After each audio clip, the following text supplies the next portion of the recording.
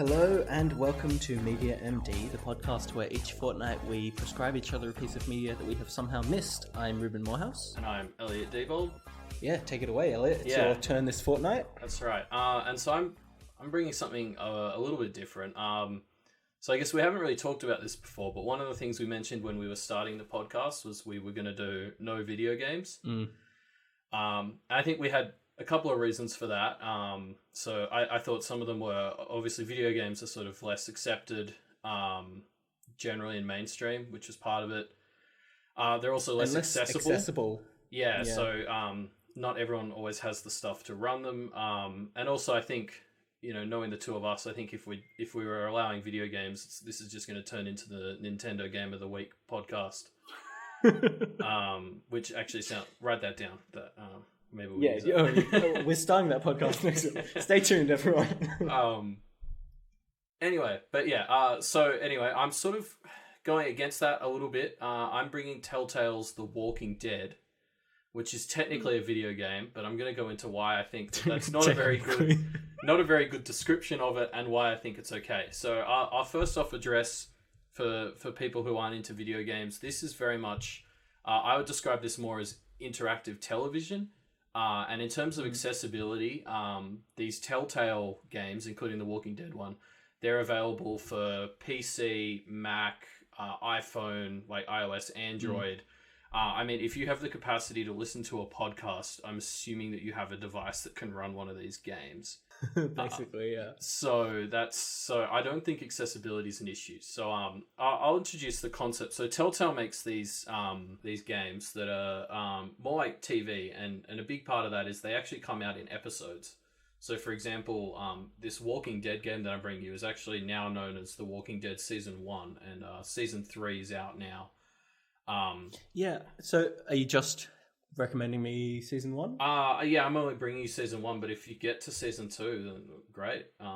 Okay, fair enough. Yeah, so you take on the role of this guy called Lee, who was on his way to prison when the zombie apocalypse sort of went down. And very early on in the first episode, you meet this young girl whose parents have been sort of killed, and sort of adopts her in the sense that he's just protecting her while all of this is going down. And then it's that classic sort of zombie survival story. You meet up with other people, form a group, you fight zombies, you fight other groups. And so how this is different to, say, just watching the TV show is you get to decide from a couple of options what you say in a conversation. So two other NPCs or two other characters will be having an argument, and then you sort of are presented with a couple of options as to what you can say as a part of the argument. And then what happens is, based on what you say, it affects how both of those other characters view your character and how they will act later on in the story. And so these sorts of decisions can lead to other characters being killed or not being killed, or who stays with the group. And so it allows you to sort of shape the story in your own way.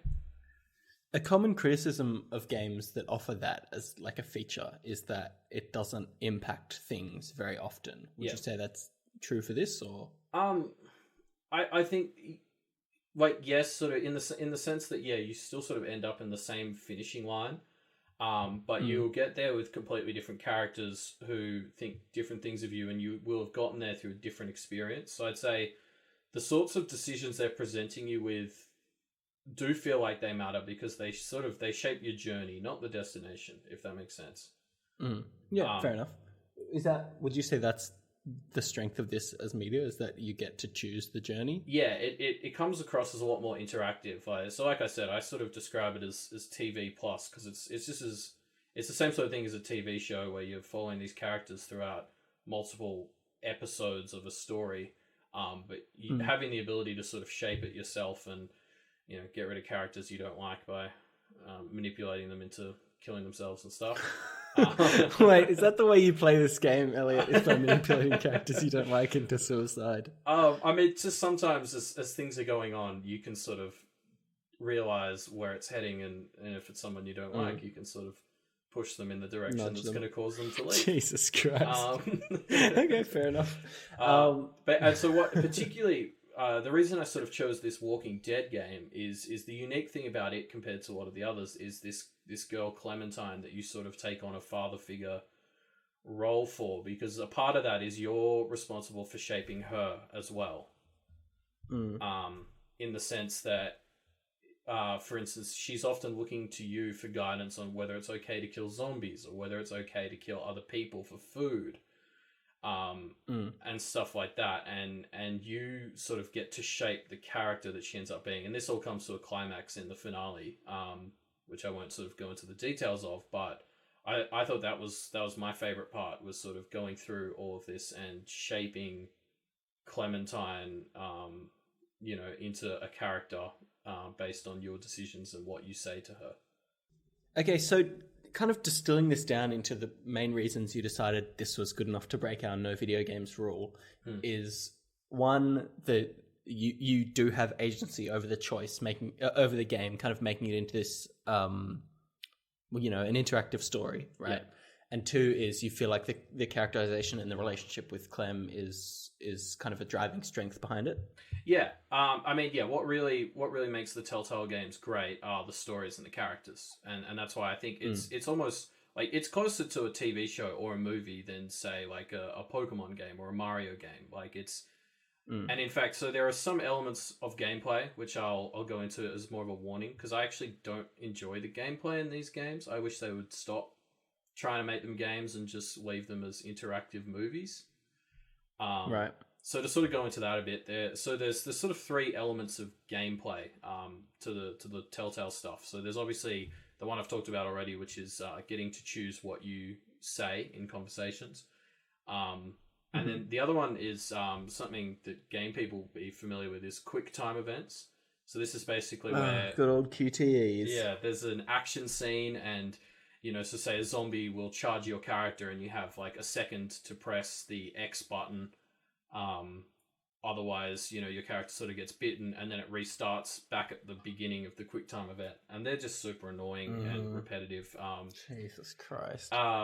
So, I guess you just got to sort of do those and get through them as quick as you can. Just got to kind of bear it, Yeah, and so then the other part of gameplay, which is possibly even more annoying, is the point and click part. So that's basically where they drop you in a room.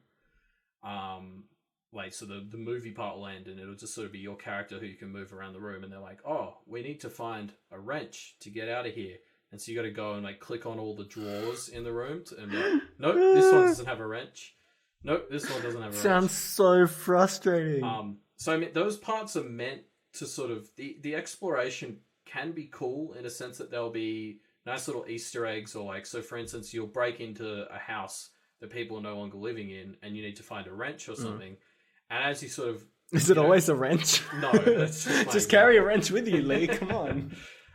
But as you sort of walk around the house, you'll find the story of these people, and as you're going through their drawers, you'll find little diary entries and stuff.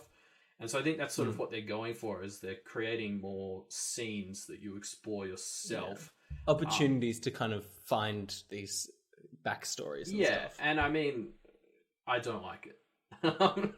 Basically, I wish they would stick to just because what's really interesting to just the dialogue trees. Yeah, the main stories with the dialogue trees, and I personally believe their games would be better if they just stopped trying to be games and just became movies with character trees. This was one of their first. This was their first breakout hit. I know they did one called The Wolf Among Us, which is based on a comic book, I think. Yes, but it is. This was their big breakout, right? Pretty much, yeah. So have they adjusted the formula to kind of reflect the criticism, or kind of move further down that path, or what are they doing now? See, I don't think that these criticisms I'm leveling are necessarily mainstream. I think a lot of people kind of like it how it is. So they have sort of changed it. So I've played a few of their recent ones, like the Batman one and the Game of Thrones one, which I guess really isn't that recent, but relative to The Walking Dead it is. And they've changed it a bit. So the quick time events are a bit more interesting than they were back in The Walking Dead, because they've just sort of evolved. But more or less, it's essentially the same formula for all of the newer games. Yeah, they've sort of found their shtick, and they're still doing it. And I think they're making a lot of money. So I don't think they'll be stopping. Fair enough. All right. Well, yeah, I guess I'll check it out. Yeah. All right. Yeah. I'm apprehensive about this one because I don't know how gamey the critiques you've raised about how gamey it is are kind of. I feel like it's going to put me off it a bit, but hopefully the story will be strong enough to pull through. And I guess we'll report back in 2 weeks and find out. Yeah, so I mean, that's what I'd like you to almost go into it not thinking of it as a video game. I think that will help. And if you just move through the video gamey parts and treat it like a cool interactive TV show, I think that'll be better because I think that's the strength. But we'll see. Okay. Well, yeah. We'll find out, I guess. I'll pass us off to our future versions of Elliot and Reuben right now. Thanks, past me. So it's me, Future Reuben, here to tell you that this next half of Media MD will contain spoilers for Telltale's The Walking Dead Season 1. So if you want to go into it unspoiled, you should pause your podcasting device now. And now that you're back, let's continue with the show.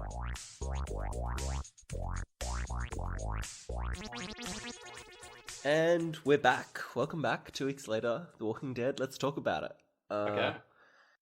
Okay, so let's just for a change, because I know I got pretty negative on the whole zombies thing last episode, let's talk about some positives from this one. Thinking positives. No, I'm joking.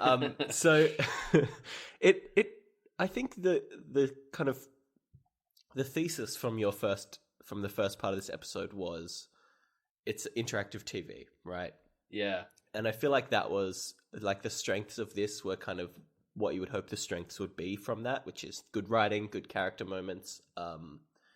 There really is a lot of, like, good, intricate character work between all the different cast of, like, survivors that you meet in this game. I'm realizing, should we do a little plot summary? I'm going to do a little bit of a plot summary. Okay. So, starts out with Lee. He's on his way to prison, like you said. He gets hit by his like prison escort car gets like hit by, or it hits a zombie and like goes off the highway into a ditch. Yeah. And so he kind of escapes, and the sheriff that is escorting him gets zombified, and he like shoots him and runs, gets Clementine. What I was expecting going into it was that each episode would kind of progress a main story a lot, whereas what actually it was each episode was kind of a different encounter that the group had. So the first episode is them all kind of meeting. The second episode, they find this farm which they want to make a trade deal with, but then it turns out they're all cannibals. The third episode, I can't remember each of the episodes. One of them, they find a train and they go to the city. Actually, that's the third episode. Then the fourth episode, they're in Savannah and they kind of like have this interaction with this group of cancer patients who have like hidden from this big compound that's pretty evil. And then the fifth episode, Clementine has gotten kidnapped and you're trying to like track down her kidnapper and rescue her, right? Yeah. That's kind of the plot summary. The plot is quite clearly defined, and I know I brought up the criticism about your choices not having a lot of impact, and I think that's probably accurate, but like you said in the first part, it's more about shaping the kind of journey than the actual destination of the story. Yeah, I found it didn't bug me in this game because it does sort of affect who you're on that journey with, and that seems to matter a lot more. Whereas in other games where that has been a complaint, it's because it's different plots where sort of how it ends up is more important to the plot.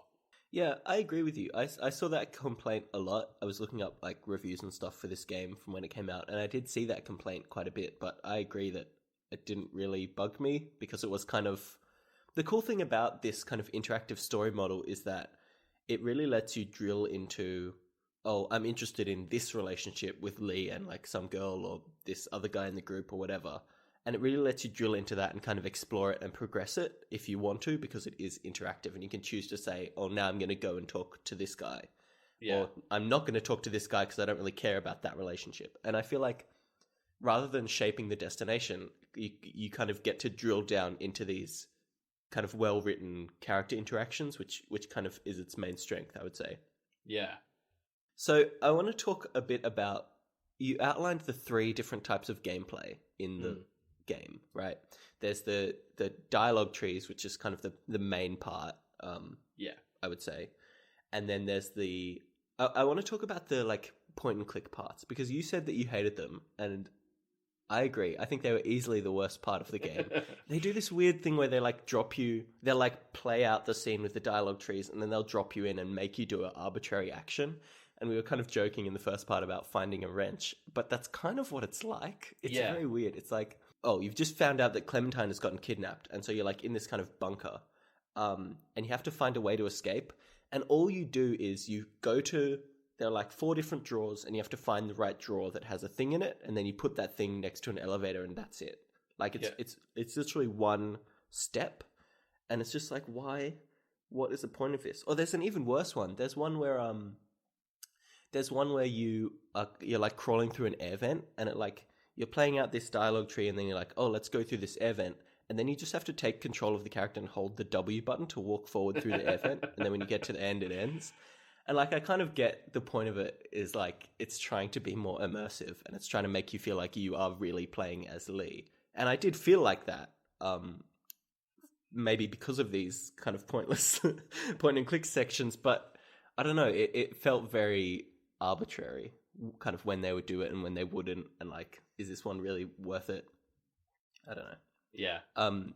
When we were talking about it, I expected to hate the QuickTime events, but I actually kind of liked them quite a lot, just because they were often put in with these like adrenaline pumping moments where you had to like fight off a zombie or like hold a door closed or whatever. And I actually found myself enjoying them a lot more than I thought I would, which was weird. Yeah, I know I personally really hated them in the first Walking Dead, and I think part of that was I played it on the PlayStation Vita. And there was a known bug where the QuickTime events wouldn't load properly, so you always died the first time because it wouldn't let you press the first button. So you sort of inevitably just had to sit there and wait to die when one started, and then you actually got to have a go. All right, well that does sound like it would make it pretty fucking terrible. Yeah, that's the other thing I want to talk about. Like, it's weird. I don't want to touch on like game stuff because this isn't a games podcast, right? But there was a lot of like game problems. Like sometimes it would be buggy, or you would like, my game got frozen at one point and I just couldn't do anything. I had to like kill it and start it again. Or the animations in this game are pretty janky, but I don't want to really talk about that because it's not really about that. It's about like the writing.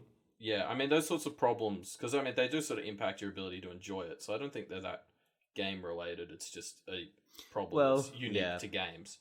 But I mean, in my experience, that has improved, and I think part of the problem is they try to make their games work on just about everything, like we've talked about, and so I think what that leads to is issues on everything. But I think it's gotten better because they basically just use the same like sort of the same code like, on the back end. Code, to do every game, so it is just sort of constantly improving.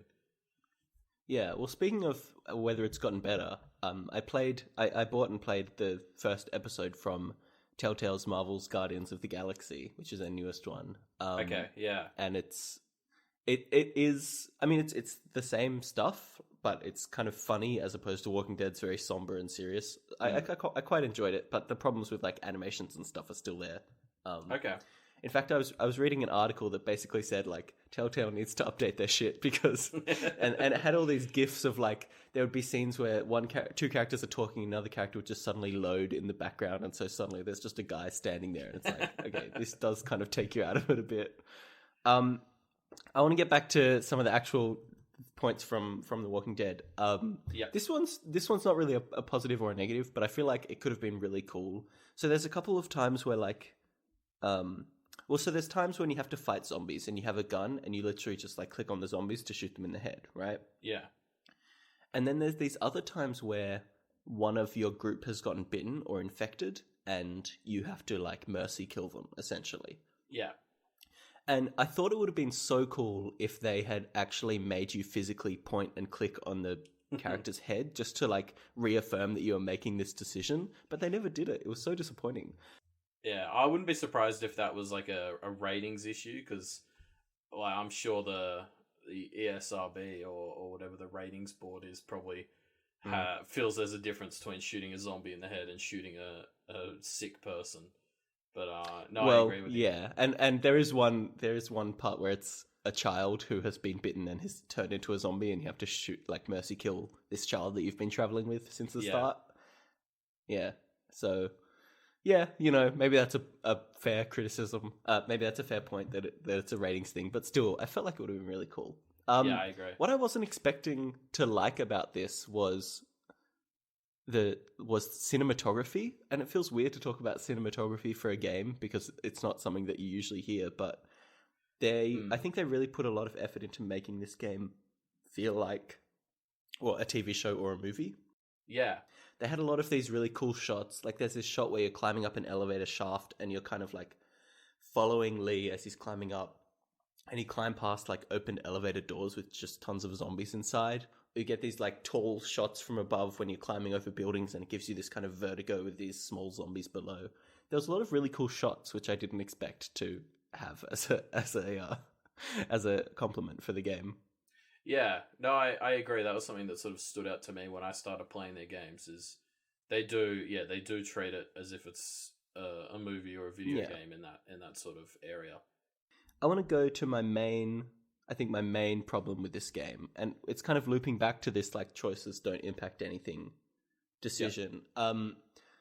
It was like, so the plan, when you meet the main guy that you travel with this whole time is a guy with his family whose name is Kenny. He's like a redneck kind of character.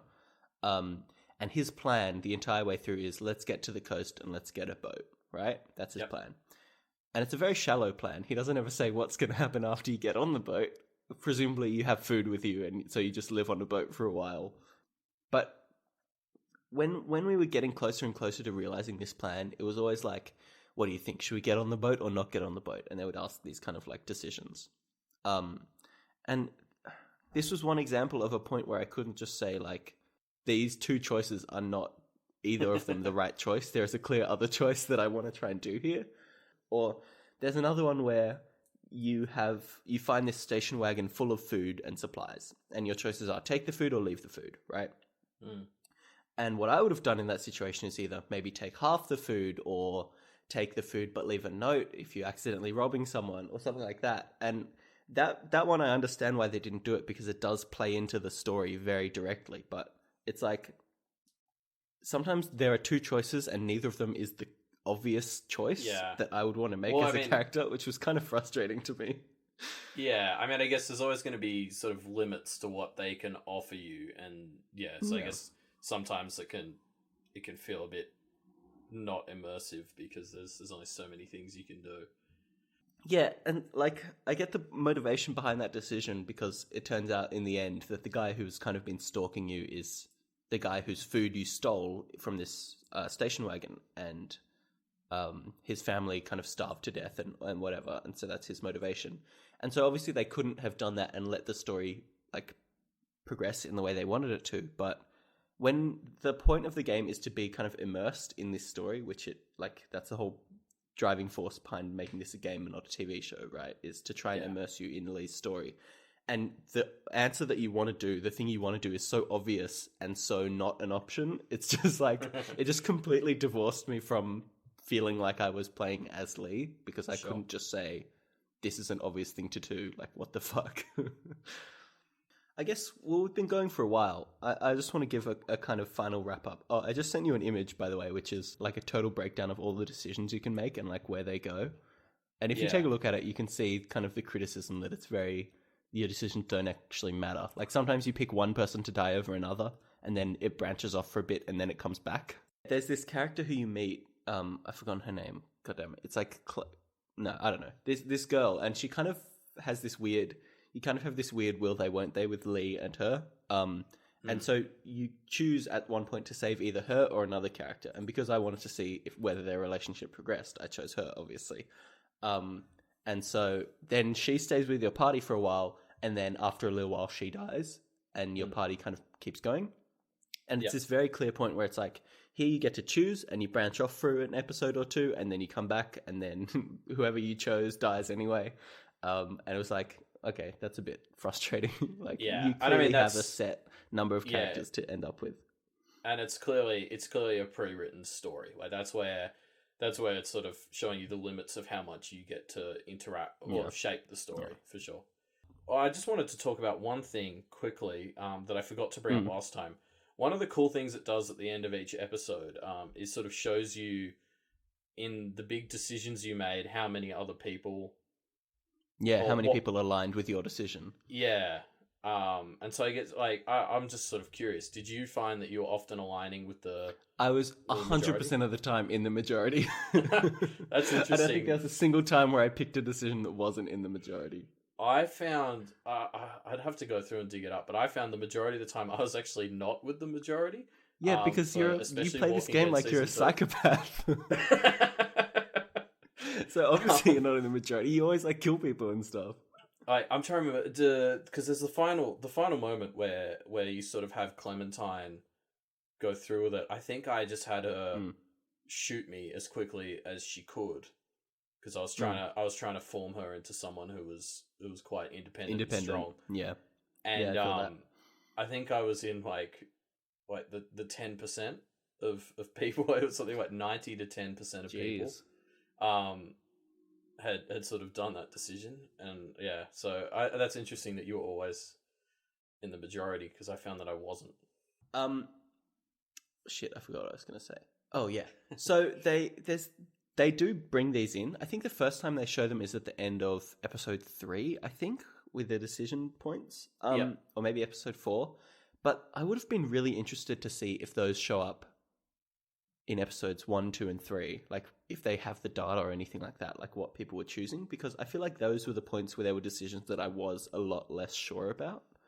Yeah. Well, that's interesting. I thought they did come in that early. Maybe it's just because it's been a while, but definitely because in season 2 it's from the start. So yeah, and I played the first episode of Guardians, and it was from the start there. Maybe they just didn't implement it until episode 4 or whatever. Yeah, maybe that's okay. I didn't remember there being that gap, but yeah.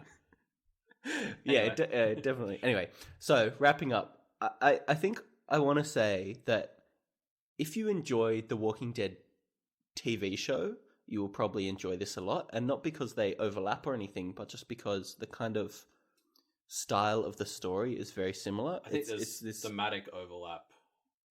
Well, yeah, there is. I mean, it's the same world essentially, but it's very much this story about a group of survivors who are trying to make it work, and kind of the interplay of the politics, and then the zombies as a kind of background threat, very much like the show. Yeah. And if you enjoy that, or if you enjoy this kind of character-driven drama in this setting, I think you'll probably enjoy it. I'd probably give it like an 8.5 out of 10. I feel like it's very obvious to see why this basically spawned an entire game development company and formula of doing this exact thing with other products. Well, and I guess that's probably well written, and that's probably why the advice I'd give is maybe you're not a fan of The Walking Dead, but you're a fan of Batman or Game of Thrones or something. So don't go play The Walking Dead. Go and play the Telltale Game of Thrones, because the different series that they do reflect whatever they're basing it on. So it's basically their formula, and their writers change the shape of the story to resemble whatever series they're basing it on. And I think they do different writers for the different series as well, to kind of match up. Well, the creator's usually involved. So George R.R. Martin, I think, helped with the Game of Thrones one. Whoever writes The Walking Dead, whose name I've forgotten, Robert Kirkman. That's it. He helped with this one. So they do get the original creators. I'm pretty sure Marvel would have helped with the Guardians one, that sort of stuff. Yeah.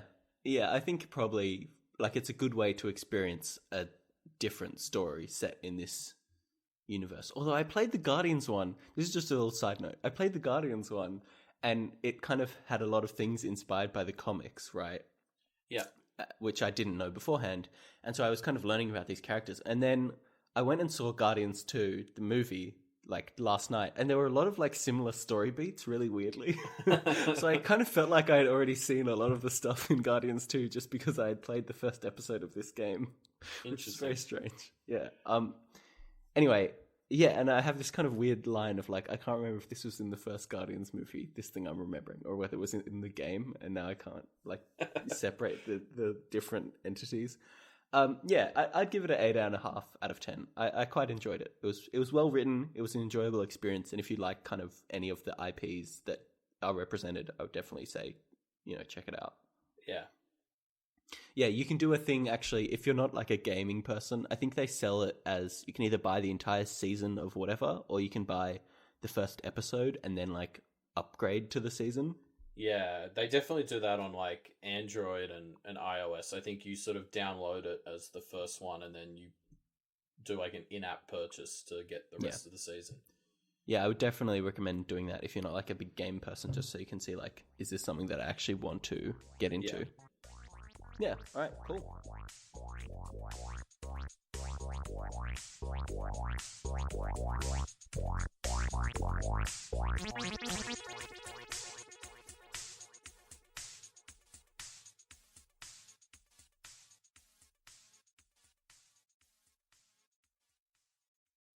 And that wraps up another episode of Media MD. Okay, so in 2 weeks we'll be having another one of our specialist episodes where we bring on a special guest. Elliot, do you want to tell us who that is?